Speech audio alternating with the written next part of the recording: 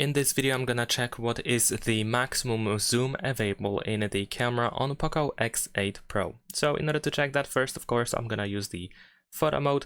Over here we're gonna zoom all the way in, and as you can see the highest zoom possible is 10x, and I'm using the 12.5 megapixel option.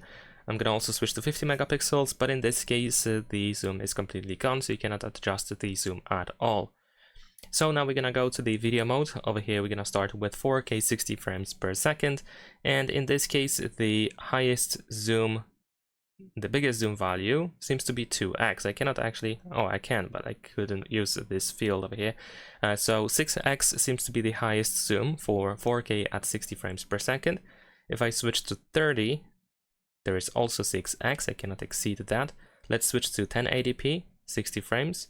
And in this case 6x is also the biggest one for 30 frames per second as well.